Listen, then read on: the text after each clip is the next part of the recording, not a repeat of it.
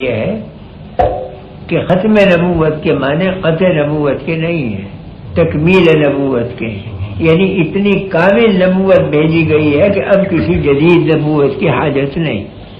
اور یہ بالکل ایسا ہے کہ جیسے رات کو ستارے نکلے، کروڑوں ستارے نکل آئے، چاند بھی نکلا مگر دن نہیں ہوا، سارے روشنی پھیلا رہے ہیں، جگمگا رہے ہیں مگر دن نہیں۔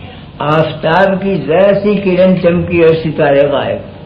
تو اگر آفتاب یوں کہے کہ انا خاتم النور، میں ہوں نور کو ختم کرنے والا، اس کا مطلب یہ کہ میں کامل نور لے کے آؤں، اب ستاروں کی نہیں چلے گی، ان کا نور مدغم ہو جائے گا میرے اندر۔ تو حضور نے جو دعویٰ فرمایا کہ میں خاتم النبیین ہوں، تو ختم نبوت کے معنی قطع نبوت کے نہیں ہے بلکہ کمال نبوت کے ہیں کہ اتنا آفتاب نبوت تیز روشنی لے کر آیا کہ اب کسی ستارے کا نور کافی نہیں ہوگا بلکہ مندھم پڑ جائیں گے، سب کے نور مدغم ہو جائیں گے اس میں۔ تو جب آفتاب نکلتا ہے تو یعنی کہ ستاروں کا نور ختم ہو جاتا ہے، اس آفتاب کے اندر مدغم ہو جاتا ہے۔ اسلام آیا تو جتنے مذاہب کے حق انوار سے وہ سب اسلام میں سموئے گئے، جامع ہے مذاہب کا اسلام۔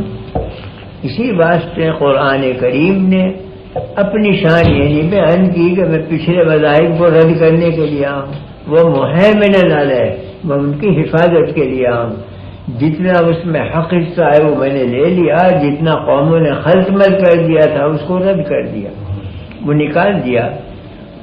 تو جتنی بھی خوبیاں تھیں وہ اسلام میں جمع ہو گئیں۔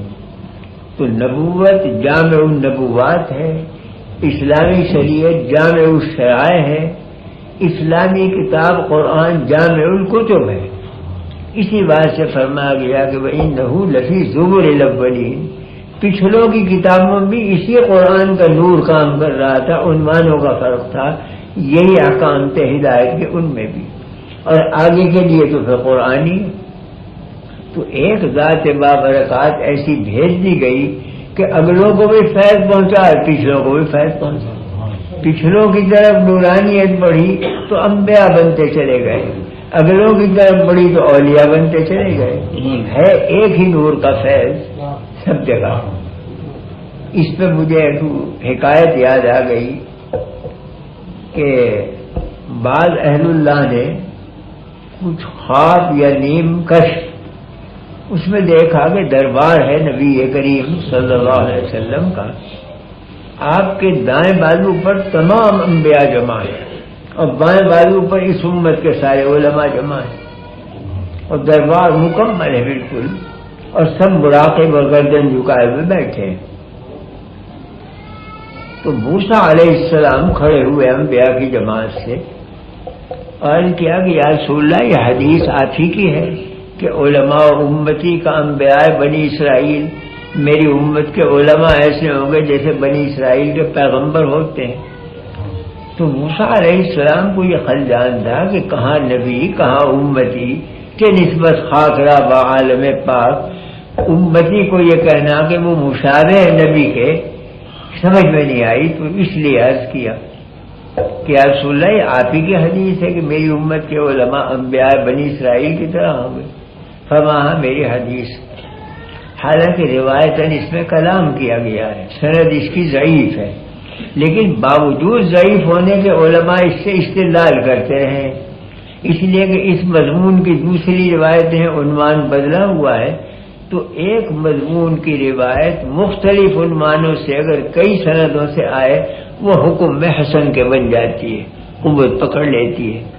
تو یہ مضمون چونکہ اور روایتوں میں بھی ہے، اس واسطے اس کی سند کا ذوف منجبر ہو جاتا ہے دوسری سندوں سے۔ تو آپ نے فرمایا کہ ہاں میری حدیث۔ موسیٰ علیہ السلام نے عرض کیا کہ حضرت اگر اجازت ہو کسی عالم کا امتحان لوں؟ ہمارا جس کا جی چاہے۔ تو ان کی نگاہ پڑی امام غزالی کے اوپر، علماء کی جماعت میں بڑے امام ہیں، بہت بڑے عالم، اشارہ کیا، امام غزالی فوراً ادب کے ساتھ حاضر ہوئے اور ہاتھ باندھ کے کھڑے ہو گئے۔ موسیٰ علیہ السلام فرمایا مسمک، کیا نام ہے تمہارا؟ انہوں نے کہا محمود ابن فلاں ابن فلاں ابن فلاں، آدم علیہ السلام تک سارا نسب نامہ پڑھ لیا۔ موسیٰ علیہ السلام نے فرمایا کہ جواب ہونا چاہیے سوال کے مطابق۔ میں نے پوچھا تھا تمہارا نام کیا، تمہارا شہر نسب کو پوچھا تھا۔ جو عالم اتنا بھی نہ سمجھے کہ سوال کس چیز کا کیا جا رہا ہے اسے فہیم کہیں گے، یہ کیا الٹے فہم کی بات کی۔ خاموش ہو گئے موسیٰ علیہ السلام، 1-2 منٹ خاموش ہے کہ عرض کیا کہ حضرت کو اجازت ہے عرض کرنے کی۔ کہاں کہو کہ آپ جب کوہ طور پر حاضر ہوئے، حق تعالیٰ سے ملاقات ہوئی، حق تعالیٰ نے پوچھا کہ وما تلک بیمینک یا موسیٰ، موسیٰ تمہارے ہاتھ میں کیا ہے؟ آپ نے جواب دیا ہے عصای اتوکل علیہا واہش بہا علی غنمی ولی فیہا مآرب اخری، یہ میری لاٹھی ہے، کبھی بکریاں چراتا ہوں، کبھی ٹیک لگاتا ہوں، اس میں اور بھی منافع ہیں۔ تو وہ تو لاٹھی کو پوچھا گیا تھا، لاٹھی کا نسب نامہ تو نہیں پوچھا گیا تھا کہ اس میں کیا فوائد ہیں اور کیا کام ہوتے ہیں۔ موسیٰ علیہ السلام مسکرائے، فرمایا رسول اللہ بالکل صحیح ہے آپ کا یہ فرمانا کہ علماء امتی کا انبیاء بنی اسرائیل۔ یہاں ذرا سا یہ شبہ ہوتا ہے کہ امام غزالی نے ایک درجے میں الزام قائم کر دیا موسیٰ علیہ السلام کہ اگر میرا یہ جواب غلط ہے تو معاذ اللہ آپ کا بھی جواب غلط، اور نبی کے بارے میں یہ سمجھنا کہ ان کا جواب غلط ہے تو کفر ہے۔ تو امام راضی نے غزالی نے جرأت کیسے کی کہ الزامی جواب دیا؟ لیکن غور کیا جائے تو یہ الزام نہیں بلکہ اتباع تھا۔ اس کا حاصل یہ تھا کہ جب آپ کوہ طور پر گئے اور اللہ تعالیٰ نے پوچھا ہاتھ میں کیا ہے، تو محبوب حقیقی سامنے ہے اور عاشق حقیقی سامنے ہے۔ عاشق یہ چاہتا ہے کہ جتنی دیر لگے، جتنی ہم کلامی کا شرف ہو، لوٹ لو اسے۔ میری کہاں ایسی قسمت کہ اللہ میرے سامنے ہو، بندہ حاضر ہو، کلام ہو رہا ہو، جتنا طول دو کلام کو تو میرے لیے سعادت ہی سعادت ہے۔ اس لیے انہوں نے کہا کہ یہ لاٹھی ہے، کبھی ٹیک لگاتا ہوں، کبھی یہ کرتا ہوں، کبھی یہ، اور ولی فیہا ہمارے مخرا اور بھی فائدے ہیں، گیا فرما میں تو اور بیان کروں تاکہ کلام طویل ہو اور شرف صحبت زیادہ سے زیادہ ملے۔ تو امام غزالی نے بھی یہی وسیلہ اختیار کیا کہ اولو العزم پیغمبر سامنے ہے، میں خادم اور امتی، کہاں میں اور کہاں پیغمبر۔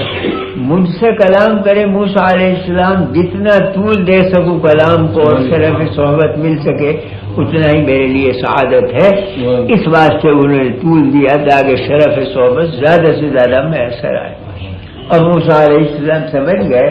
فرمایا رسول اللہ حدیث بالکل حق ہے آپ کی، علماء امتی کا انبیاء بنی اسرائیل۔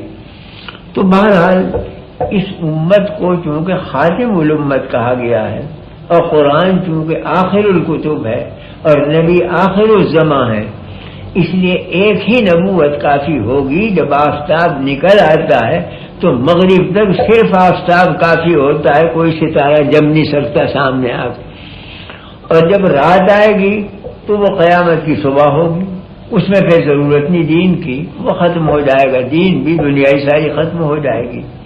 تو یہی امت چلنے والی ہے اخیر تک۔ اس لیے جو کام انبیاء کرتے تھے وہ علماء کے سپورٹ کیا گیا۔ اس سے کوئی اس امت کی فضیلت معلوم ہوئی کہ ہیں تو علماء مگر کام وہ کیا جو نبیوں کا ہوتا